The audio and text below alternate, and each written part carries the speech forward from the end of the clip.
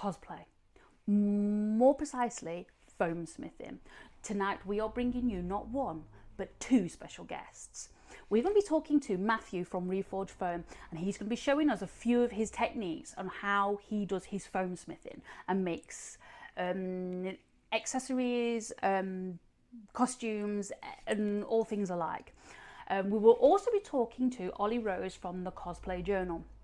Ollie Rose was last year's winner of the Discworld Con, so it will be fantastic to speak to them. Don't forget, download the bingo card. It's in the description box below. You know I'm talking about you. Go download it. Okay, grab yourself a drink, a snack if you wish, and let's go and join in. Hello everyone. Come on. Hi. Did I freeze or did Mark freeze? I think Mark's linked. Bit outdated that. Freeze. With us. Hello, everybody. Hello everyone. Good evening. I feel like I should have worn my Dremel shirt. Yeah, you missed the memo, mate. I know.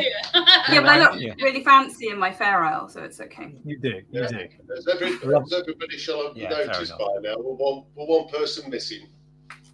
Love a bit of knitwear. Yeah, we'll explain that in a mo. In the not that Kez was lying out of a bottom in that. It just sounded like it, didn't it? Yeah, but a lot of you might think it was pre-recorded. So at this point, the agenda is out the window. Yeah, because I can't talk anywhere near as eloquently about bone smithing as Matthew can. I don't think any of us can. That's okay. So for all of you that have tuned in, thank you very much for joining us. Unfortunately, Matthew couldn't be here because he's not feeling well. So normally, you know how we have absolutely no idea what's going on. Generally, we have a good excuse this time because we have no idea what's going on. Fortunately, we do have an awesome maker and cosplayer in Ollie who's joining us. So they're going to talk about cosplay and a lot. What we'll do is we'll reschedule. We'll schedule the cosplay demos in future. The demos today you're going to see are a little bit kind of made up, literally about half an hour ago from Kez and maybe myself. Yeah, improv. So, apologies for that, but bear with us. For those of you, don't forget, as the intro said, download the bingo card. We are bringing in a new rule, I'm afraid, to those of you eager beavers who have been winning the bingo constantly, to give it a bit of fairness. If you've won it in the last 3 months, you can play along, but you're not going to win, I'm afraid. Just to warn you all. So just watch like everyone sign out right now and just be like, no.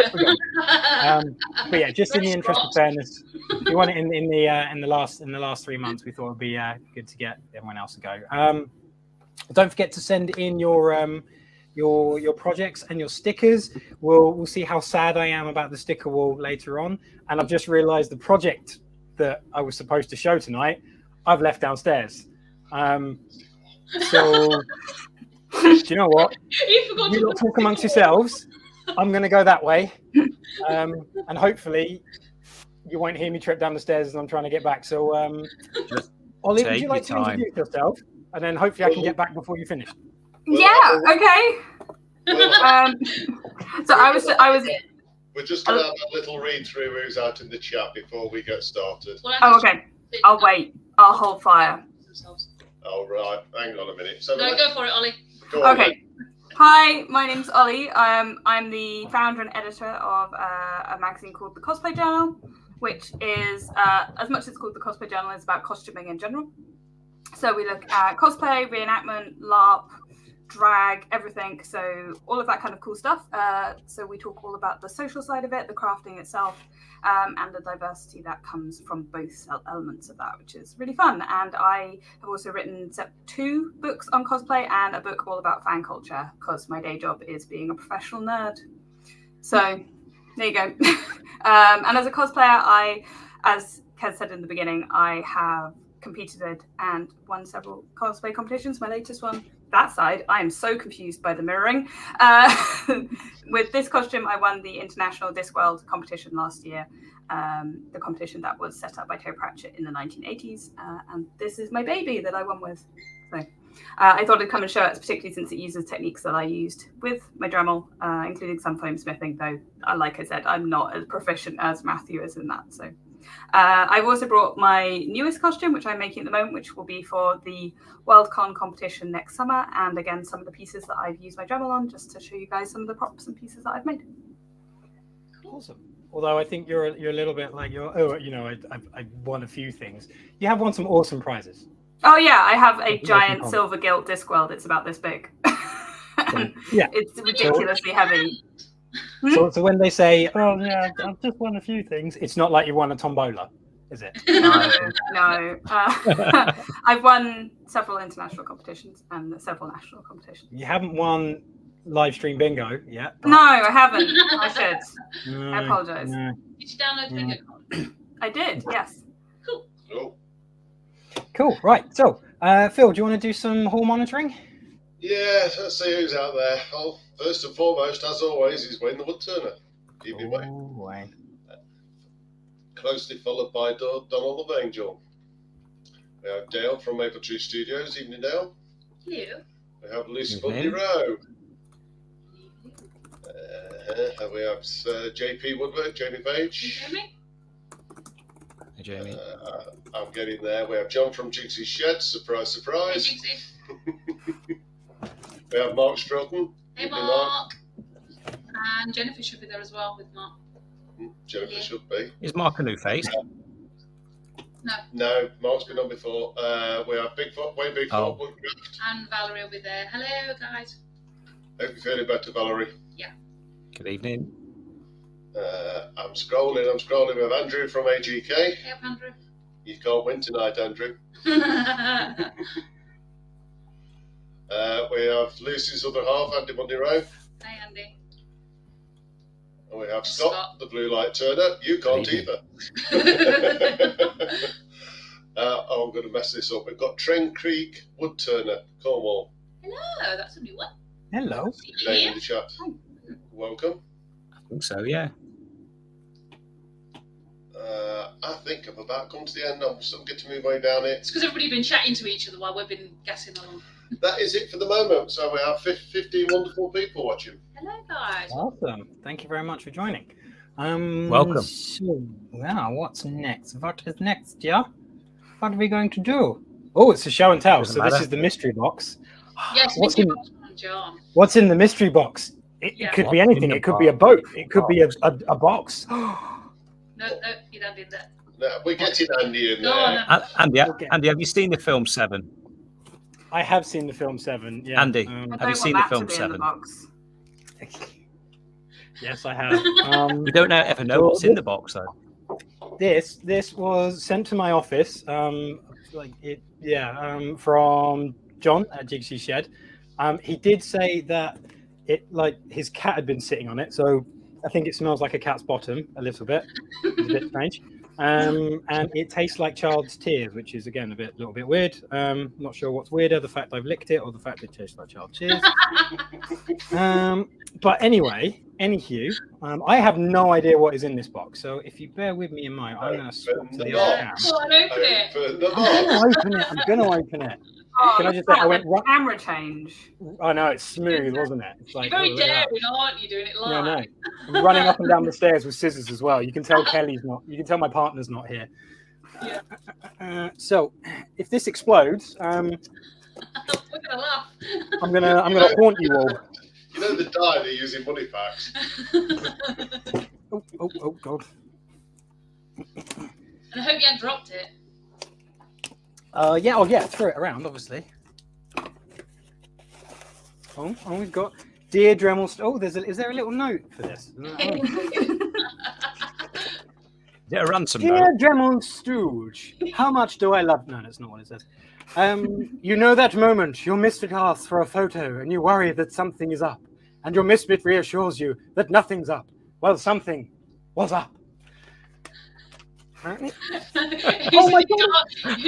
John says to darn it, he forgot his confetti cannon. I love bubble wrap. Sorry. Get off the bubble wrap. I'm And getting Andrew it. said, be afraid, be very afraid. I mean, I would be exactly the same.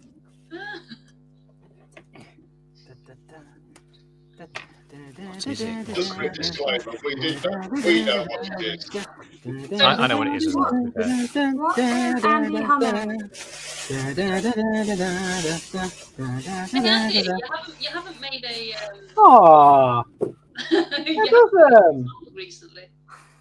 Yeah. Have you seen the other side, We Andy? need a Look picture on the of the other other side. side. Aww,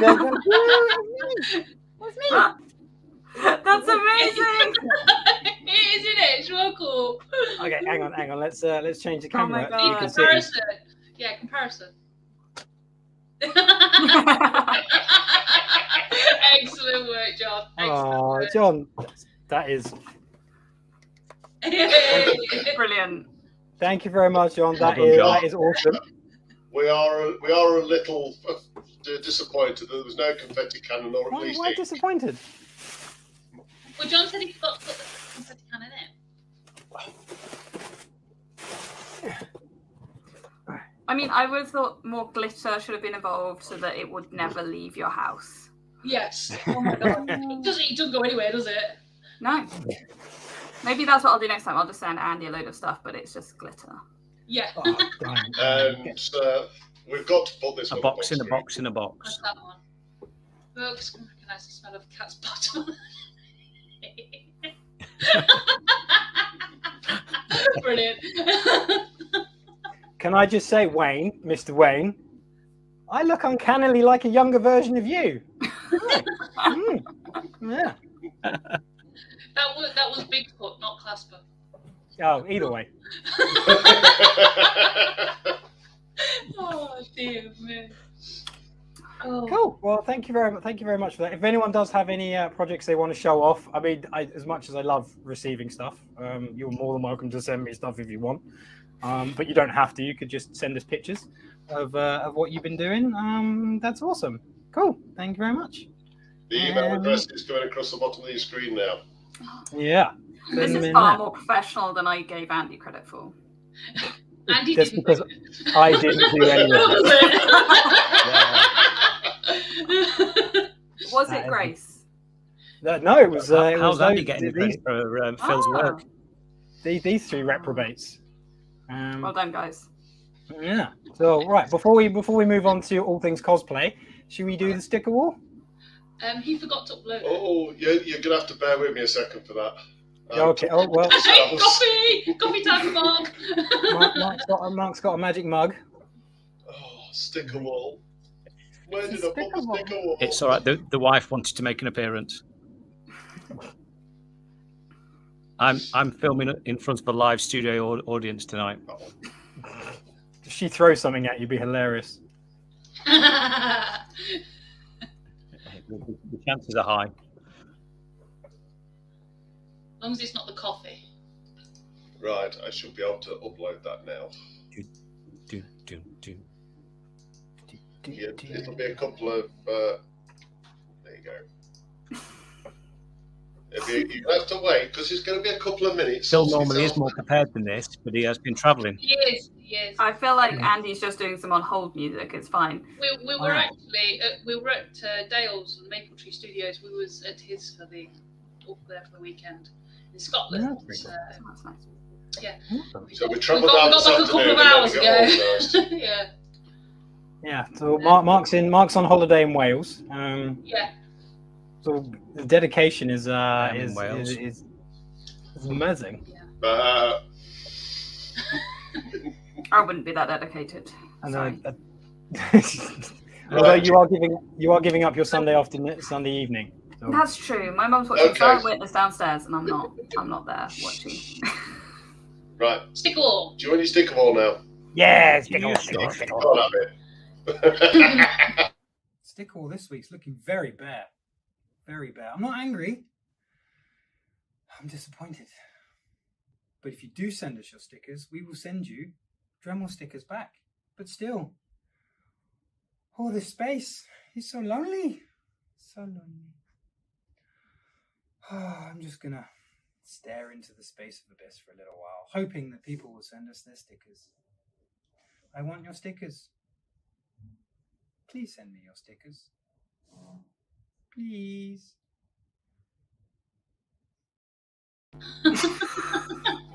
He looks so sad. Please help him, somebody. This feels like one of those like sad puppy commercials that they show. You know, they put the music over the top. This is just an intervention. These three have actually got community service. That's why they're on here. Yeah. Yeah, if you think that's bad, you really, if you haven't seen it, Ollie, go and watch last month's show. Okay. I wasn't on last month's show. You were in video format, complete with your shorts and your ice cream. Oh yeah, shorts with ice cream. That was very cool. Look, all I care is if Kiko gets to come and have a special appearance. She's not here. Aww. She's not here, but we do need to talk about doggy cosplay stuff. Like, I reckon she'd be awesome as a samurai. That's not a samurai. Doggy cosplay. Doggy cosplay. I mean, there's cat cosplay. No, be better off as a baby Yoda doggy. Yeah, maybe. Suit of armor. But she's a bit evil, so you know. Anyway, cosplay. Let's talk cosplay. Where am I? You had actual questions. I did have actual questions. You may have answered this when I was running up and down the stairs. So what is cosplay? Cosplay is a hobby, shockingly, that has been around for nearly a century, which I think surprises everybody when they hear that. And essentially it is dressing up, but with a bit more of a budget and a bit more insanity and way too much time. It's kind of, the word itself comes from the sort of costume and play smushed together, cosplay. And the word came from Japan in the 1980s after a Japanese journalist went to America to a convention called Worldcon, which still runs, and saw people dressing up, which they were calling fan costuming or hero masquerade. But when he translated any of these terms into Japanese, they sounded really old-fashioned and didn't quite convey the excitement of what it was that he'd seen and the youthfulness of what people were doing. And so he created this new word, which was cosplay. And literally within a year of him sharing pictures from this event and creating this word, it took off in Japan massively, which is why a lot of people kind of connected with anime and manga and video games, because it's very popular in Japan and in Korea and places like that. So it's super popular there, but it was created in America in the 1930s. Though it's one of those things where it's kind of a bit, it's dressing up how humans have been dressing up since humans could be human. You know, that's something we like doing. It's just a new iteration of it, basically. But cosplay in general, what we'd think of it now is at Comic-Con, Ren fairs. You might even see it at like small bookshop launches, things like that, where people dress up to go to talks, to esports. I've seen people cosplaying to concerts, all this sort of stuff. So it really depends. It can be anything to do with pop culture, can involve this kind of dressing up and self-expression. It's kind of akin to drag, it's kind of akin to live action role play, but they all sort of come under the umbrella of costuming hobbies together. So I hope that answers the question, didn't go off on some random tangent. But like when Andy dresses up to go into work to look good. Yeah, exactly. Though, to be fair, I would call that LARPing because you're live action role playing as an adult, not cosplaying as an adult. That was an. I'll deal with you later, Phil. But that was an amazing segue to go. What is the difference between LARPing, reenactment, and cosplay? So reenactment has to be historical in some way. So you are reenacting something that really happened, a period in time, stories that are real. They are based in the real world, in history. Normally you kind of start around World War II and go backwards. That's kind of where people go. But you can see reenactment of people doing stuff from the 40s and 50s as well. So you kind of have that period and then you go back. So people often go back to sort of the Iron Age and doing things like to do with constructions of housing. So you have reenactment and you have living history, and they are kind of the same and kind of different. So some will be actively teaching history, whereas others will be more of a social hobby style thing with things like medieval martial arts tournaments. So that's jousting and melees and things like that. Whereas living history tends to be more interactive with the public. So less kind of closed off. LARP, which is live action roleplay, can be anything. It tends to have rules. You tend to have characters and storylines. It's a bit like Dungeons and Dragons or tabletop role playing, but on like a real world stage. They've got quite a lot of rules, though, haven't they? On that? Yeah, they do. And I think if like escape rooms are kind of like a LARP. So if you've ever done an escape room, that's like a small version. And if you kind of think about that kind of on a bigger scale, you kind of get the idea. There are a lot of rules involved in LARP. This cosplay has rules to kind of do what you want. So it depends on your desire for how you want to do it. Because reenactment can have no rules other than you should try and create a period as well as you can. So, for example, say Gnostic Festival, people do reenactment for that, but they're not necessarily doing the living history of education.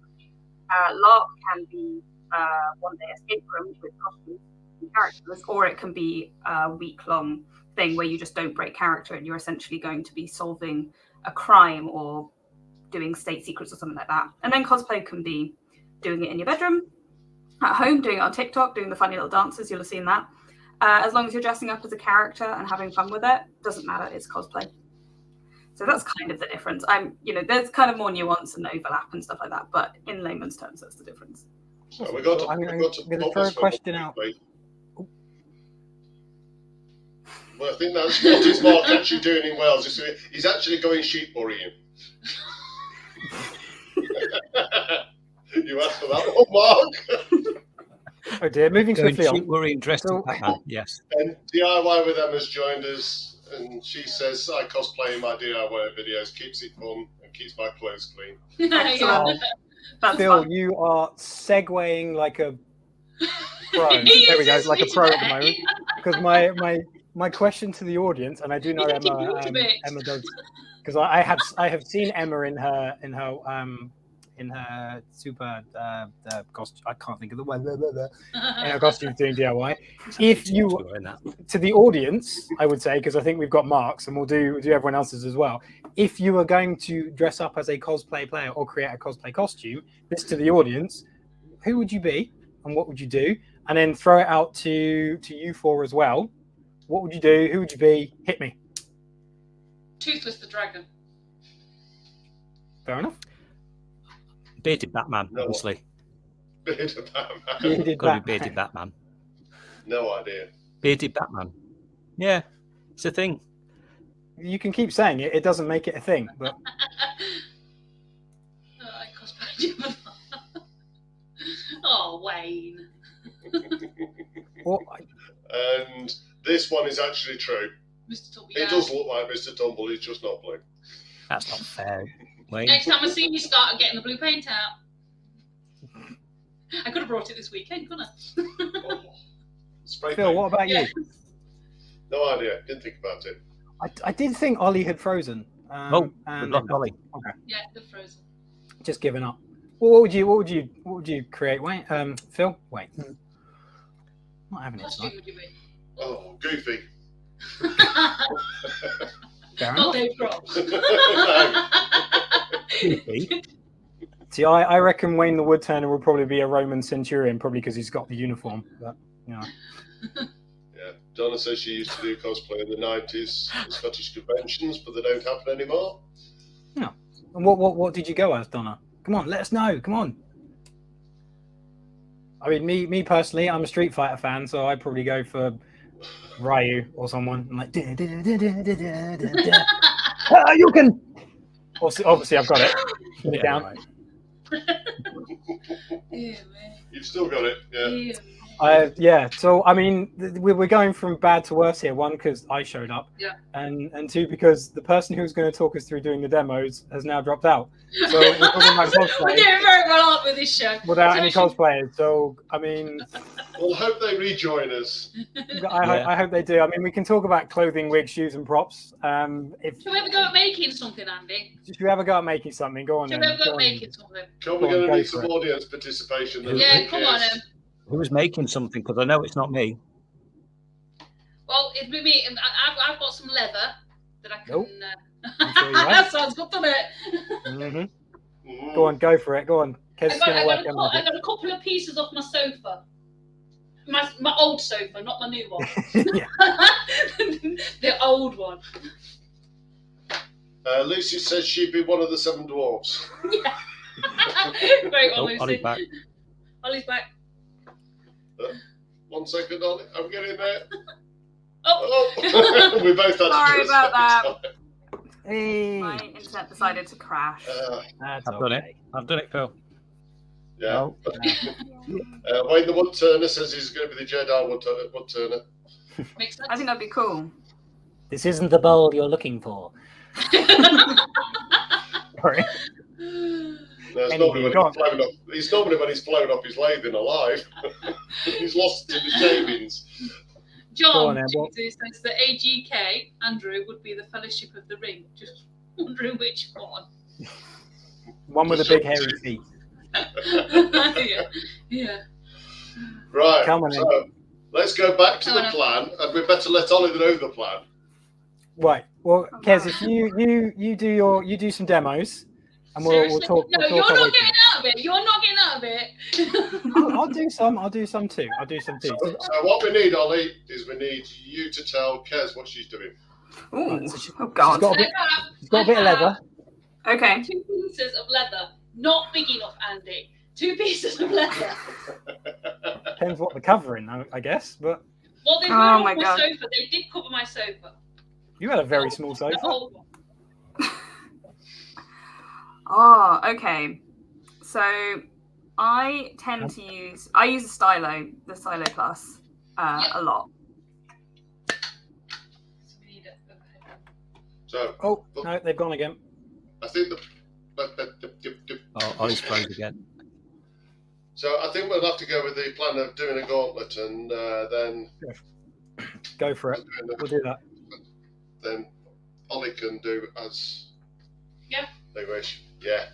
Ooh, is that a flexible shaft you've got there, Kev? It is a flexible. Oh, it's a nice flexible shaft. Okay, so I am literally winging this. Have I uncrashed? Please say I've uncrashed. Okay. There we go. Good.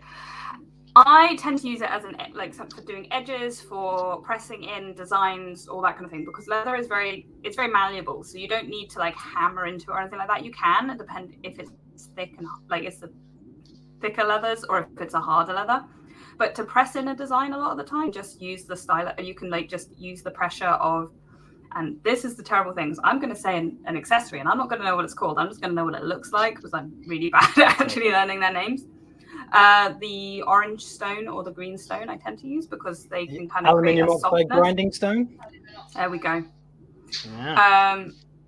And what I do with that, and that can take just either you can just use it literally to press in, or it can take off the surface and create a indentation with a slight texture change. And that works really well for cosplay stuff, because a lot of the time when you're using it, you're going to be doing stuff like this.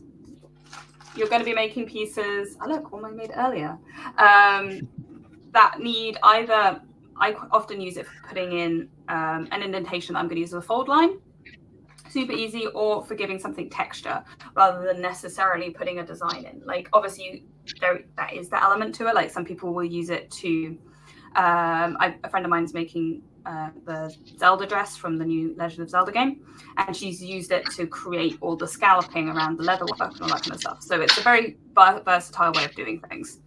So I reckon that probably the best thing to do right now with this would be to create some sort of design, and I would probably maybe try doing something like, if you're going to be making an arm bracer, one of the major things that, again, friends of mine have used it for is doing things like Aragorn's braces from the Lord of the Rings. They've used it to create the Tree of Gondor into the bracer, the one that he takes from Boromir.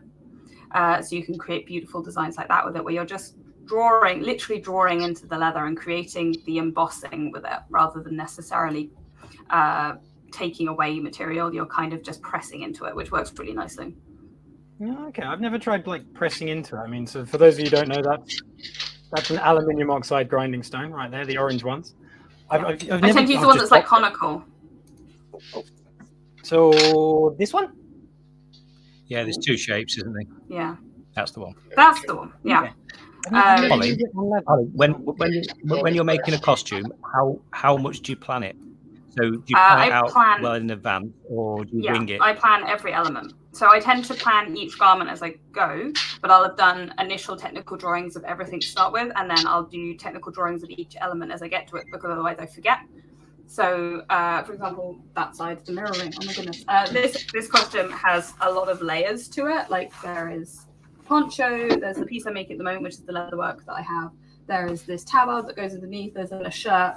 There's trousers, which are downstairs. There's knee braces. There's so many elements to it that each element I get to, I go from my initial overall drawing to then smaller technical drawings as I'm making that piece.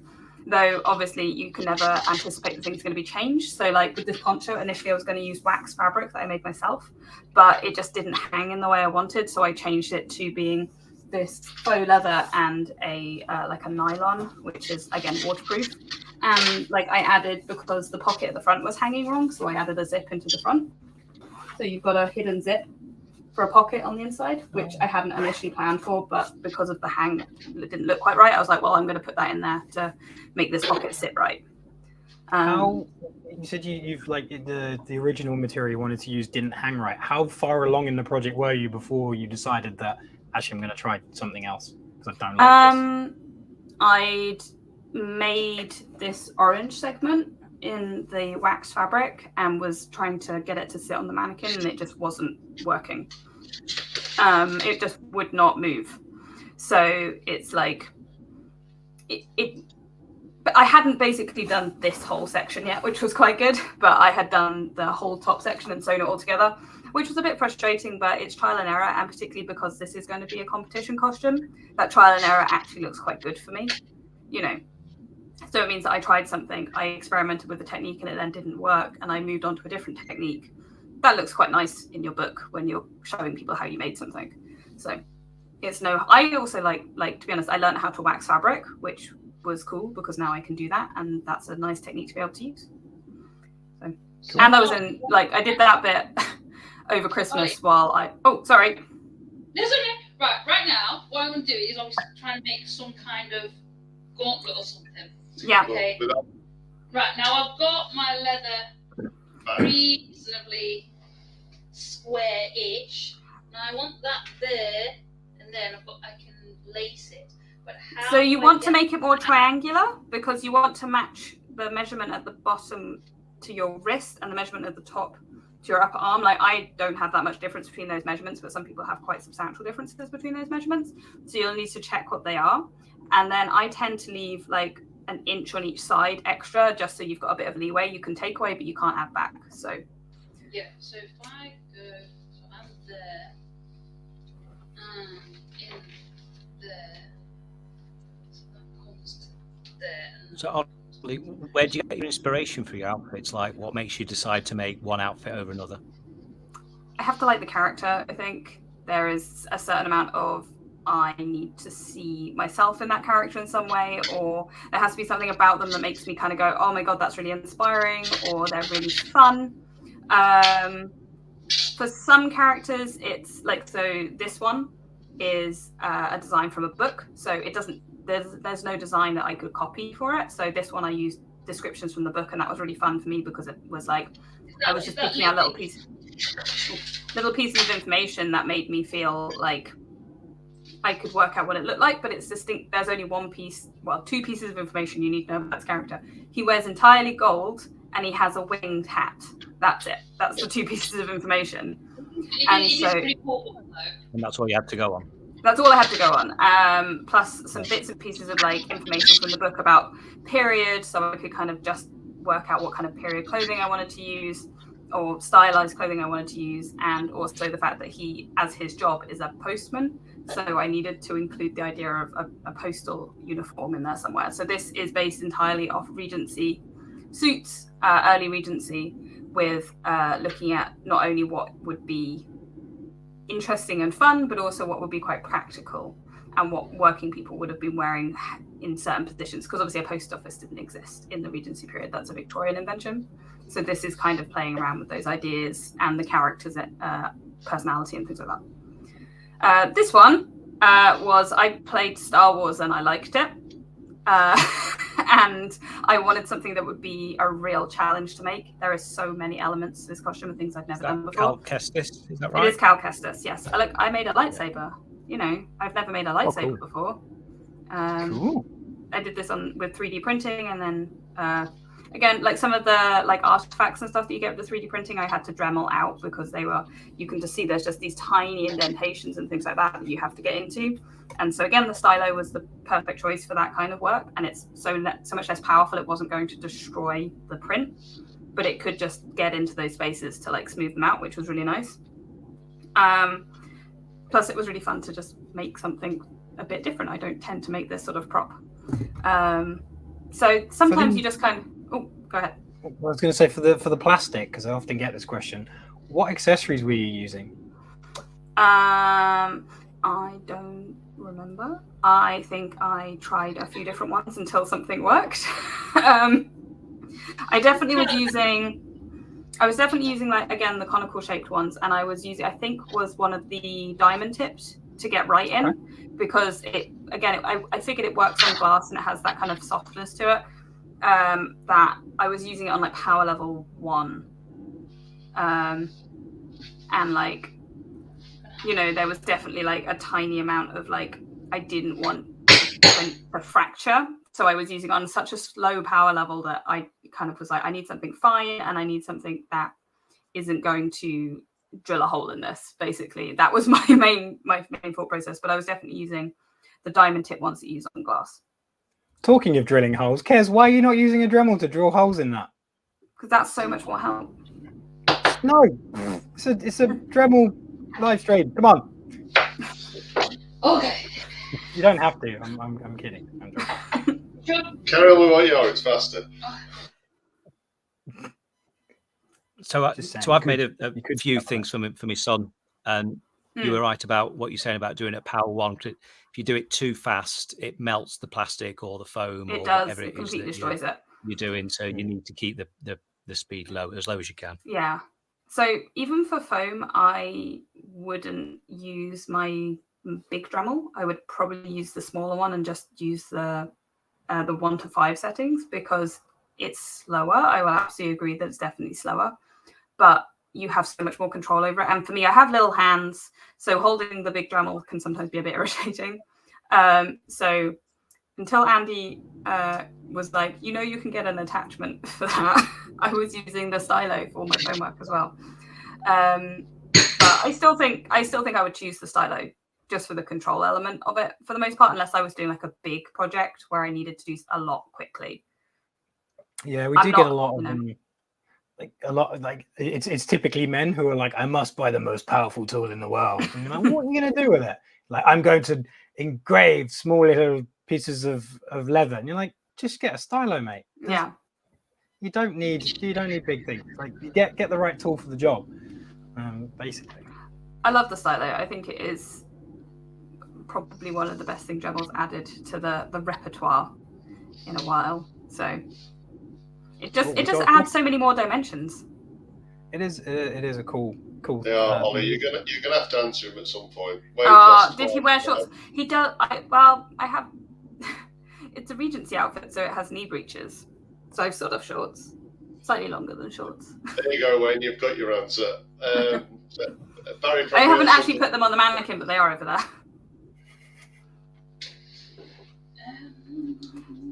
Do you work with your Dremel on any other kind of materials, like fabric?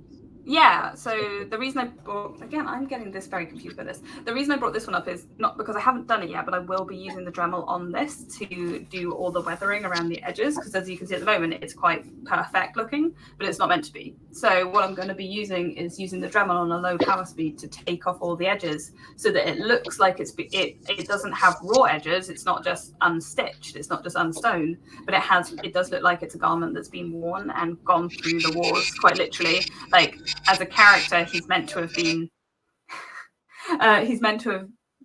taken some hard times and all that kind of thing. And he's just, keeps on fighting. So this has got to look like absolute crap, gone through a hedge backwards kind of thing. And every single layer of it will have that same kind of weathering on it. So this is going to be really fun to do. But each type of fabric I tend to find needs a slightly different approach when you're weathering it. And I love using the Dremel. I like using my big Dremel on it as well, particularly for your kind of man-made fabrics, like the nylon would prefer that. Whereas the sort of more cottons and things like that, I would use, again, go back to the stylo, just because otherwise it doesn't have the same. So cotton has quite a wide weave, whereas man-made fabrics, particularly like nylons, have a really close one. So you're going to want slightly different approaches to each one you're using, because depending on what you want to look like if I literally want to put holes in this and like get proper fraying holes, I'm going to need something that's just a bit more powerful, but not that powerful. Like you don't want to just like, you don't want to ruin it. You know, it takes care and consideration. The stylo is quite good for that too, because you can like build it up. You can sort of start and then literally go over and over and over until you've kind of made it look like it's worn naturally, which I really like. I think it's quite a fun way of adding weathering, because a lot of people I know use just sandpaper, but I think, again, the Dremel just a bit faster, a bit more accurate, a little bit more controlled. Yeah. Can you use it on denim? Absolutely. Like like, have you know the kind of trendy ripped jean thing? The best way to do that is to just drag a Dremel across your jeans. And what do you call that? I don't know. I would just call it weathering. I don't know. So not distressing. Shouting, which sounds like maybe. Yeah, shouting, just yelling at it, throwing it into mud. All those We're going to have to get you some practice on this, how to get the live stream bingos in. But you're doing well. Oh. What other? What one you printed out? Maybe I shouldn't have it just like half and half on my screen, so I'm not paying attention. What other tools do you use as well? Like, I'm assuming a glue gun. It's a little bit more difficult tonight because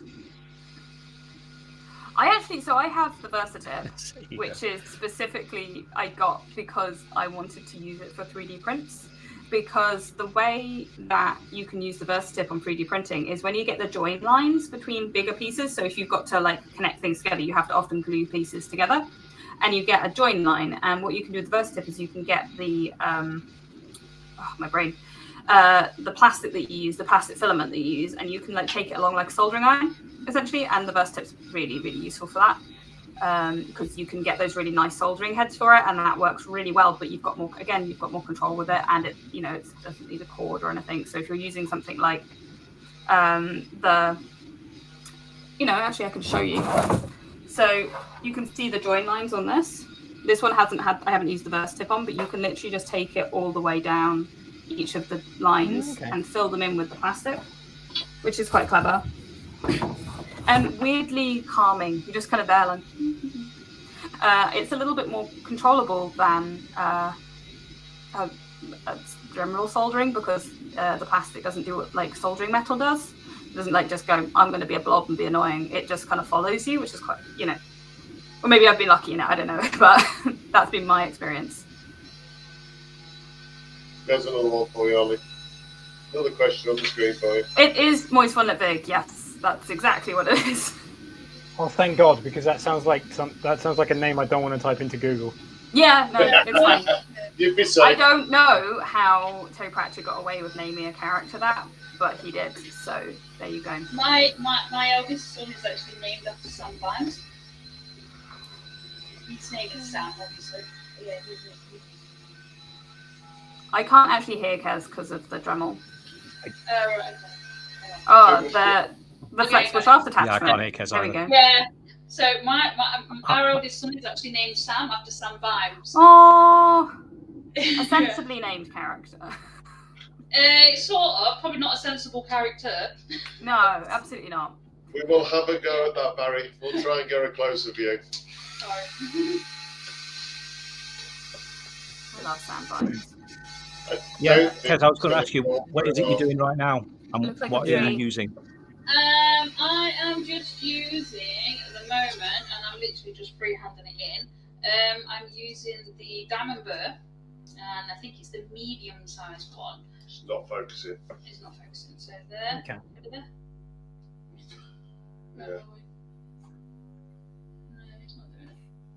Not focusing on the bit. So it's just a medium-sized Diamond Burr, and all I'm doing is scraping away some of the leather, try and get a bit of design in there, but you can't really see It's not showing up very well on the camera. No, it's not showing up very well. What I'll Just do is about I'll getting it. burner. I did drill the holes, Andy. I've got my workstation here, and I did a quick drill of the holes. So I'm going to try it with this. And see if it goes. I mean, for those of you who are looking to work in leather, what we found is the diamond tips work quite well. If you want to like be a bit abrasive, you can use some of the cutters, but they're a little bit more aggressive. So you have to, like on the really thick leather, they work quite well. But yeah, just be careful if you've got a thinnish or a soft. Can you use the wood cutter on it? Yeah, I've done that. Yes, the wood cutting Andy. disc actually works really, really well. Yeah, you can get a really nice, again, you can get a really rough edge with it if you're looking to, like, I use the wood cutter on the piece I'm making for that costume at the moment, and it goes, it definitely looks like it's had some shit now, which is great. Go on, Mark. Go on, you say it. You teed me up for it and I completely missed it. Come on. What? No, you said it. Well, I didn't say the I was talking about the EZ speed wood cutting. Well, not quite in that order, but yeah. I forgot I say it the wrong way. I say it the American way. Oh. It's just like the way you say latte. Latte. Latte. Not Latte. latte. Hey. On the 7-8, Kez, I think you are very brave burning leather because it always stinks. It just stinks. It really stinks. I'm not talking. Andrew says, burn it, Kez, burn it. I'm trying to. I always find that when I'm using that, it ends up crinkling. Yeah, if you iron it, if you iron the leather afterwards, it goes back down again. Oh, okay. We're learning today. Yeah. I didn't realize. Well, I didn't realize you would iron leather. Yes, iron leather. Well, after you've burnt it, because what you've done, you've taken all the moisture out of it. So then what it does is it curls. So then what you generally do is iron it flat again. Would you use it? Would you use steam? I didn't last time. I've always wondered whether if you used steam on leather, you could do the same effect as you can with velvet. I don't know why, but it feels like it might do, which is if you want to create a pattern in velvet, you can put like a rubber stamp onto it and then steam it from the other side, and it will emboss the pattern into the velvet and it won't come out again. Cool. And I feel like in some, like, because with leather I've done it with tin foil, where you put tin foil, you scrunch up tin foil and then you unscrunch it and then you put it on leather and then you press it in with an iron and that leaves a texture. Oh, really? That's pretty cool. You can do that with foam as well. It looks really cool.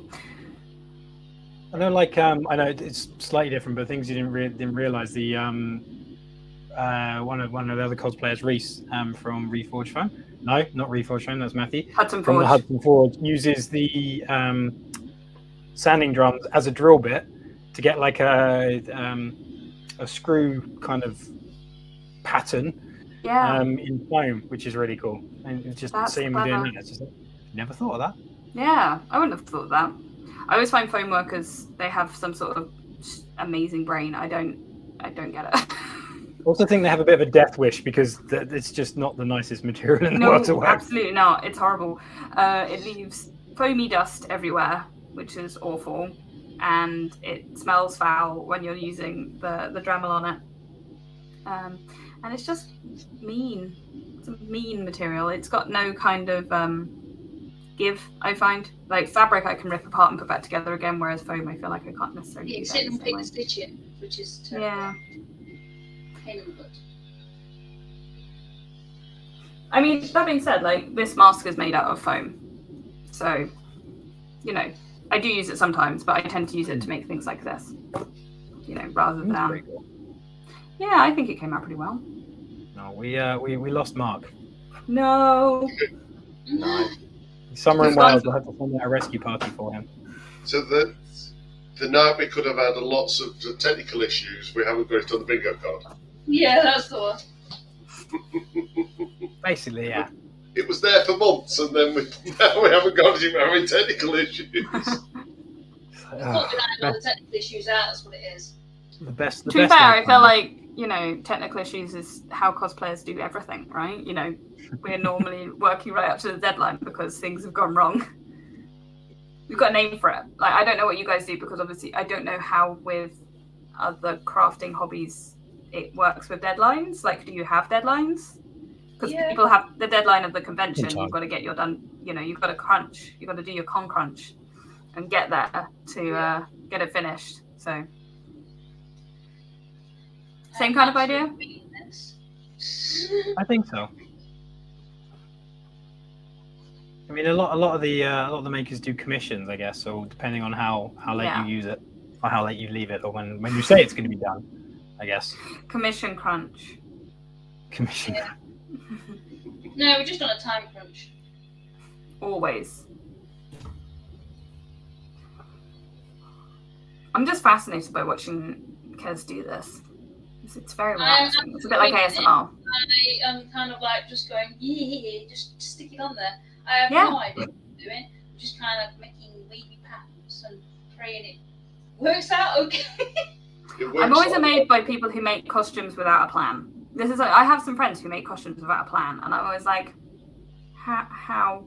I need a plan. I need to know where I'm aiming for because otherwise it just goes all over the place. It's not as dark because you haven't bird it first. No, I haven't. No, I was just. Kez, did you burst the tip out of gas? No. Now, one side she used the diamond tip burr on first. The other side she tried to burn it. Yeah. So what I did is I took the top layer of leather off. You straight onto leather. Yeah. Okay. Leather's a really weird thing because if it's treated leather, you get a different reaction to the tools than if it's untreated. Like because this is Italian leather. It has been treated, and it's not the veg tan. Normally, if you burn on leather, it would be veg tan. Yeah. Not Italian leather that's a scrap off my sofa. Yeah. I made a piece for a cosplay. I made a whole section for a cosplay out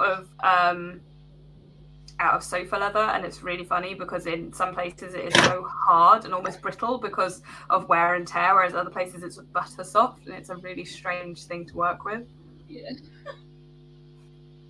It's weird. This is really, really supple and really sort of, as you can see, it's really, really thin and quite thin as well.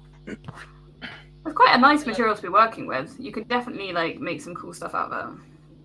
Yeah, that's why I kind of saved it. We bought new sofas, and I thought, right, I want the leather off that. Something with it. Now, normally, what happened to the rest of the sofa? Cut the went to the tip. We cut some of it did. Some of it was recycled. Yeah. Normally I cut like squares off this, and I'll use polishing compound to clean the tips of the like the wood burners. So this is kind of a new thing for this today. That's pretty cool. We're experimenting all together then. Yeah. Yeah, you were supposed to be experimenting at the same time, Andy. Yes, I was going to suggest. I mean, if you want to swap over to me, I have no issue doing it. We were just entranced by what Kez was doing. But I will. I will change my camera so you don't have to look at my ugly face. And I'll go for some. And then I'm going to tell you how to do something. You're going to tell me how to do something. So. No, I'm not. I feel like you went, Ollie's going to teach us how to do something, and I went, also baby learning, please don't. As soon as you're going to teach him, then what we'll do is we'll put Andy full screen and we'll leave Kez doodling away in the background. Well, I'm just going to do a few things there. So I'm just going to show people what it is like to cut with the wood, with the wood cutting disky thing that I've completely forgotten. It's obviously too late. The wood cutty disky thingy. So I'm going to use a cordless tool. Speak-click woodcutter. That's the one. So with my cordless tool, because I'm cool like that. You know what? Hopefully I won't go through my desk because I don't have a cutting mat anymore because I took that into work. So this could be fun.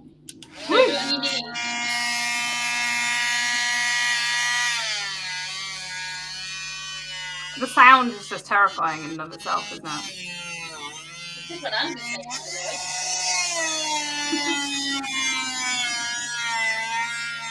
Your finger.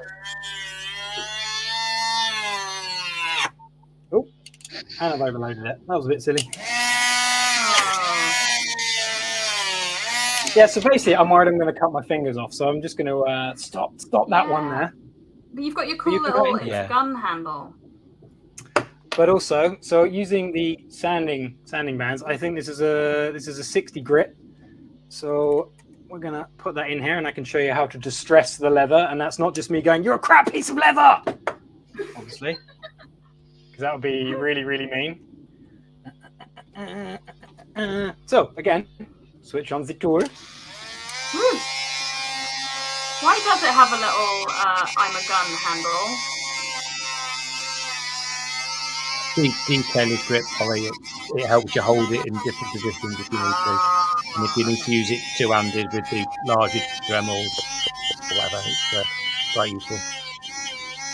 Or it just wants to return shooting things with it.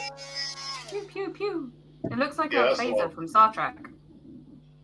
So yeah, so you're getting like it's a bit difficult to see the edging, but you can take that down and you can get a finish like that. But Ollie, you mentioned I should be using this. Yes. So if that basically means that you're going to not get, like, obviously you can see that you've taken off almost all the top of the leather with the other one because it's quite harsh. Whereas that is more likely to be, it does look like a phaser. That's so funny. You're more likely to get something that just embosses this with this. It just presses in. So what you're doing is you're not taking away from it in the same way. It's just creating texture and it's creating shape. Okay. And you can and the thing is you can go again, it's a control thing, right? So you can go over and over again to kind of work out how much you want. Whereas you don't have that choice with the sanding band. But I'm going to go for. Do I need to put myself on mute? I just realised. Can you guys hear everything? We can hear it, yeah. If it gets too bad, we'll just mute you, mate. Oh, okay. Thanks, Phil. Thank you. I'm interested to see what you think about, like, how you find using it. Let's give it a whirl.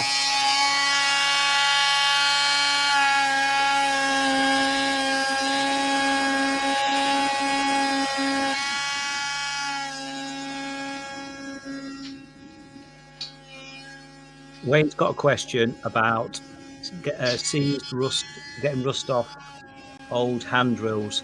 So I'm currently restoring an old metal bayonet, and I'm using quite a lot of these different ones just to get the rust off.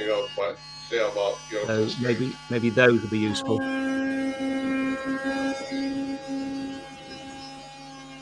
Everyone's doing that. I'm an influencer hand.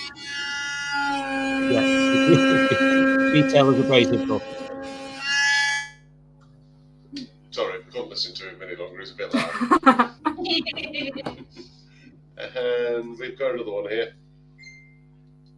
What bit would you use to burnish the edges of the leather?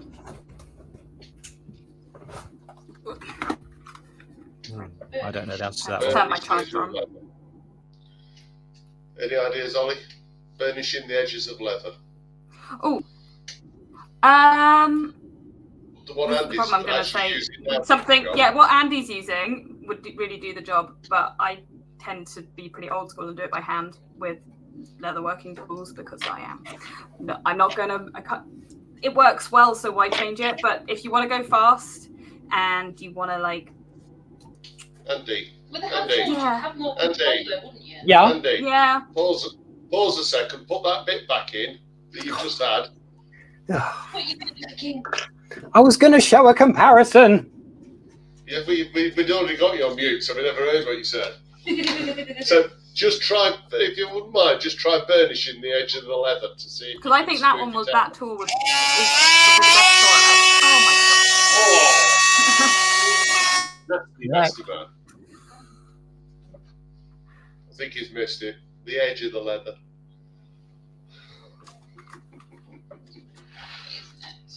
Muted him. It's fine. Should I point out the time that we're almost at 9 o'clock? The gas bay. Nearly bedtime for Andy. I don't. Put his dogs to bed. I'm still here. Yes, we've unmuted you. We can all hear you again now. I don't think it works better on the edges than the sanding bands, to be honest. But I see what you mean by the embossing. It's like if I'm gonna swap over to a couple of other bits so you can compare the difference with my dodgy flowers. So bear with me a moment. I'm going to go back to the old, stick the old tool on.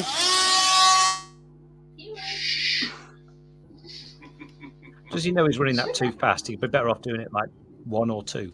I know, yeah. He knows what he's doing. He doesn't want to. Surely he should know what he's doing. Oh, well, no, he'll just sit and advise everybody else, but not do it himself. It's because he's patient.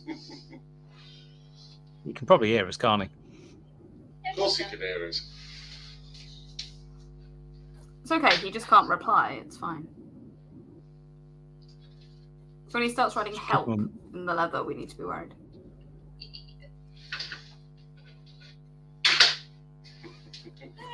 He's rather these flowers, they're definitely dodgy. That was a wood carving. You can't really see that. That was a wood carving bit. So it's quite serrated. And then I'm going to swap to the diamond tip bit that Kez was using at the beginning. And then we can see the difference between the three. So, tools on. Turning for tool down. You, Tom. How are you getting on, Kez, with yours? I'm trying to lace it. It looks absolutely awful because obviously it's like a wing it and hope for the best. So there's no time. To be fair, you've only been doing it for like 25 minutes. And this is the first time I've ever done anything like this, so it's kind of like, Like, I would advise, like, if people wanted to make races and stuff like that, I would absolutely advise using eyelets once you put the holes in because you're going to get a longer wear out of it. Yeah, please don't do it like this. Yeah. I'm working with what I've got, which is not a lot. Exactly. Only use the sofa if you finish sitting on it. Yes. Yeah. Yes, please don't just cut your sofas. The fun thing with eyelets as well is that you can if you turn the leather over, you can kind of use the eyelets to hold it in place without having to do too much stitching, which is definitely a lazy way of doing it, but it works. Yeah.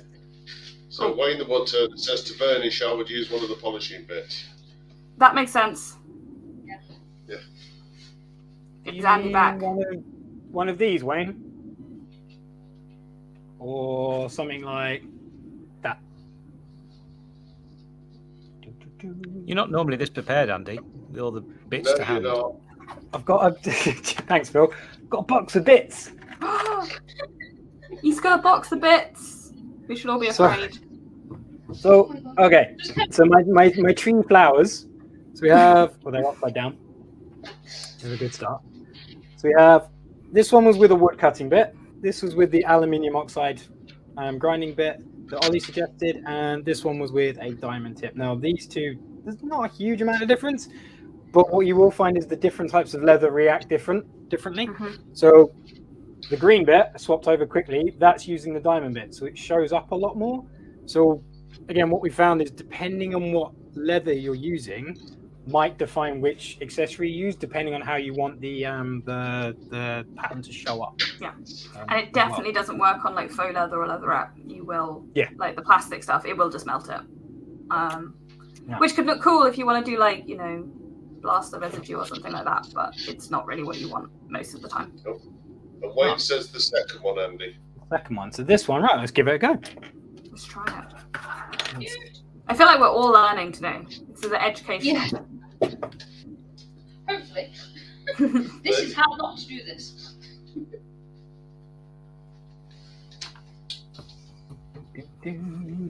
Right. Let's give it a whirl. Hold on, check. What did he say? I've no idea what he said. Tools on. Let's give it a whirl. Tools on. Well, that does look nice. What? The polishing tool. Yeah. Let's do what Andy says when he's done. Hard to tell with the slightly pixelated screen.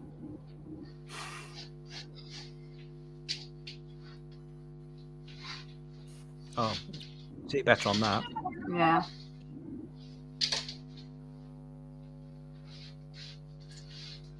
I'm sure there's quite a lot of like proper leather workers out there going, stop it. Yeah, I know. Yeah, definitely. You know it. Well, they're welcome to come on and show us how to do it properly. Yeah, definitely. I don't think there's a single thing craft I've learned how to do properly. I kind of teach myself. So. This is definitely not house leather work, I promise you. Oh, I'm sorry, I'm just going to try a few other bits and bobs. So bear with me. I feel like Andy's just having fun now. Yeah, that's what I love about my job. Pick a bit, any bit. We're going to try you. Then we're going to try you. Then I think we'll try you. You know it's gone 9 o'clock, don't you, Andy? Yeah, I know, but I'm having fun. So, I mean, if anyone wants to stay on. Tools on, chaps.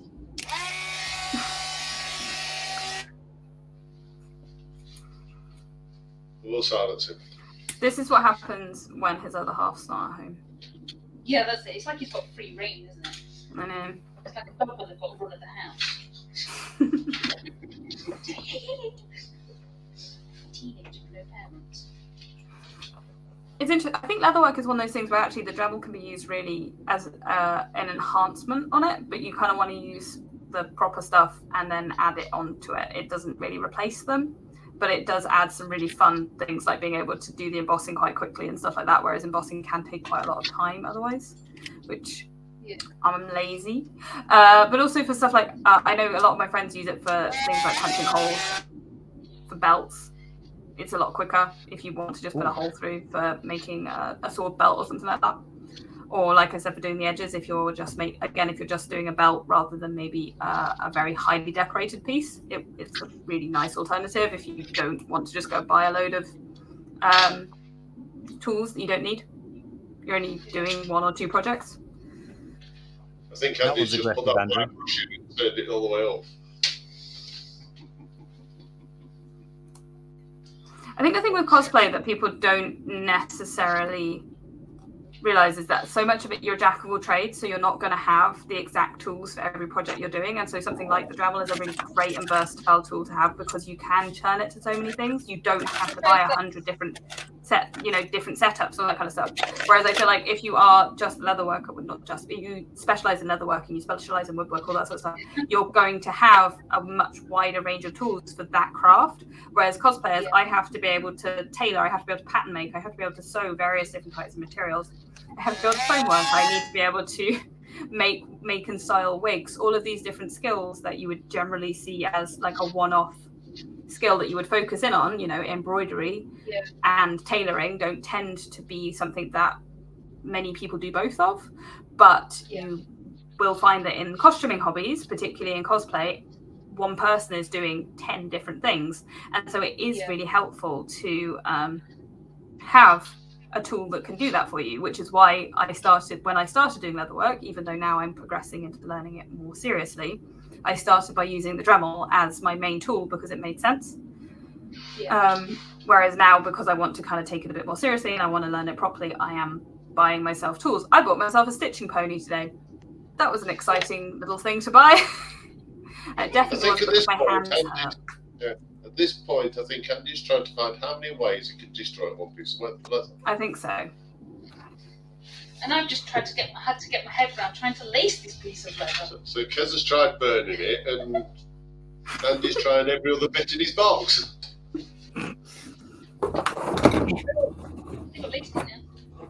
I think leather as a material can take quite a lot. You can throw a lot at it, and you still have something that's quite usable. Well, to be fair, it was used as armour. Mm-hmm. Oh my god, that noise. The leather I'm using at the moment for my Cal Kestis costume to do the leather armour he has underneath this is so thick, I genuinely think it could stop quite a lot of things. Maybe not like an arrow at force, but it would stop a sword. Which is like kind you need of to test it. I might do. I mean, it's meant to have taken blaster fire. I don't really want to try that though. I'm physically incapable of trying that because they're not real, but still. So that was fun. You enjoying yourself there, Andy? I am. Does anyone want me to try anything? That's good fun. Like you can use like the harder brushes. They're and the abrasive stuff. They're quite good if you want to do like shading, depending on how you want to do it. So like this stuff done with the brass. Well, you can't really see that. The brass cleaning brush, and then like, if you want it far more abrasive, obviously use the stainless steel brushes. But yeah, if you want to do like shading and stuff, that's pretty cool. The brushes work quite well. Just don't turn them up quite as high as Andy did. Just don't turn them on quite as high as Andy did. No. Yeah. I think you were going for speed rather than accuracy there, weren't you? I do have the need for speed. And how many bits of wire brushes now in your t-shirt? No, fortunately, none. I mean, it's not like when I first used the wire brush and skewered myself with them all. The leather's quite forgiving. It's quite nice. How's is the audience still with us? I don't know. I wasn't paying attention. They've all nodded off. Oh, okay. No, I think we've actually got more now than we had about 10 minutes ago. Oh, got a question. Can you name all them bits? Yeah, of course I can. I'm not quite sure this is working out very well, but you did it. You made a thing. I did something. You made a thing. Made a thing. Yeah. I'm not sure it's a very good thing, but yeah. I think it's pretty good. It's pretty fun. Yeah, it was fun. It was improv. I think possibly the leather is a little bit too soft for making a gauntlet. Yeah, it's definitely too soft. Definitely too soft. I think I could better off making a pair of leather pants. Nice jacket. No, trousers pants, not pants, trousers pants. Go on, live, show it all. Chaps, maybe. I am not showing pants on. Oh, actually, you know what? After we've just been talking about engraving and stuff in leather, I have just realised that this leather book that I engraved is sitting right next to me and has been. So that's a good example of how you can engrave in leather. Oh my god. So here's one I made earlier. Well done. Blue Peter badge on its way to you. Oh God, I hope so. I'd love a Blue Peter badge. I could give you one of ours. We've got 3. Do you know how easy it is to get a Blue Peter badge? Yeah, it's quite easy.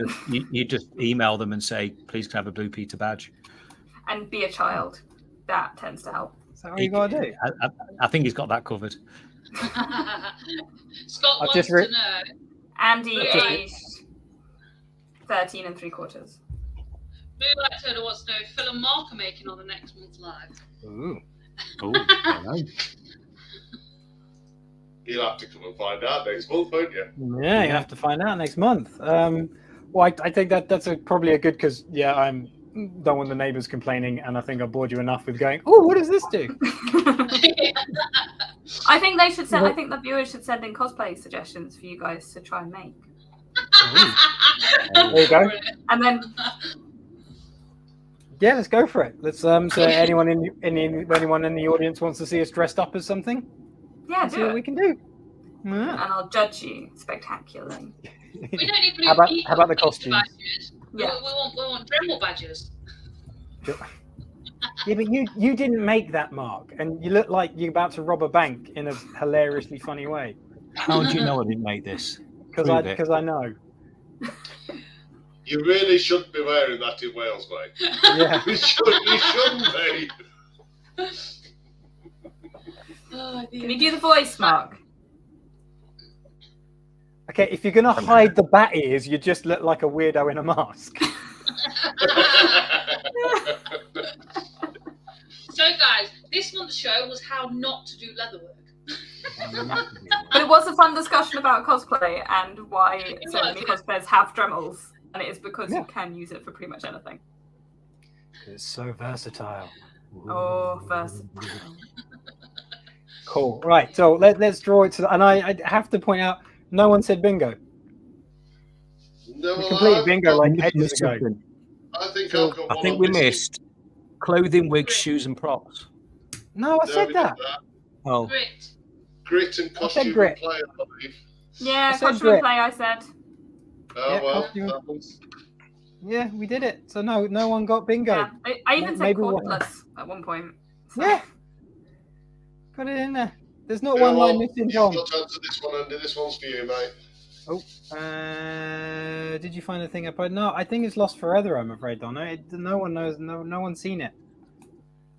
I'm afraid. So sad. So sad. Oh no. Andy, you can I feel like I need to as the resident Star Wars nerd, just say that her name is Leia. Yeah, it's later. Cosplay will look 23. The village people. Yeah. I won't lie. That won't be the first time I've dressed up as the village people. So that's easy for me. What, have you dressed up as all of them? Yeah, all of them at the same time. One leg was one thing, one arm was another. It's Andy's drag persona is to just change between them in it's very exciting. Yeah, it's a lot of running around. No, we did the baby yoga doggy earlier, Lucy. Yeah. I said that one. Spice Girls. That would be pretty good. Ah, well. I know, Donna. I'm sorry. Well, right. Let's bring it tonight to a close. Thank you all for listening, and apologies for boring you. So for next, I'm sorry, I wasn't as interesting as Matthew. He's much more interesting than me when it comes to Yes, this. You were very interesting. Well, I was going to say that. Well, I was about to get to thanking you for joining. If you'd let me get there a minute. Sorry. So next. You were okay, Ollie. Matthew would have been much more interested than me and Andy. You were doing fine. Yeah. I don't know about more interesting than you guys, but definitely me. With my look, let's try this. Look, a penny. It's okay. The only difference between fucking around and science is making sure you record it, and we definitely recorded it, so it's okay. Yeah, definitely. John's daughter says it was glue gun that was missing. No, said glue gun. No, said glue gun. Did we? Said glue gun. I got it marked up as well, so. Yeah, said glue gun. Oh well. Better luck next month. So, our next show. Look, Can I have the bingo? Can I have the bingo prize? I feel like for being awesome. You can have it. Our next show is Sunday the 27th. Yeah, 8 p.m. Scrolling 8 p.m. from the bottom. Sunday the 27th, 8 p.m. Apparently, Mark and Phil are going to be making something, so that'll be awesome. We'll let you know. We'll let you know close to the time. Thank you very much, everyone, for joining us. Ollie, thank you. You've absolutely amazing. Round of applause for Ollie. Thank you for having me. This was really fun and very silly, and I enjoyed it. Thank you very much for talking cosplay. It was awesome. So everyone, have a great night. Don't forget to send your stickers. Don't forget to send in your projects. All the details are in the description. I'm rambling now, and I'm going to sign off. So thank you very much. Love you all. Bye. Bye.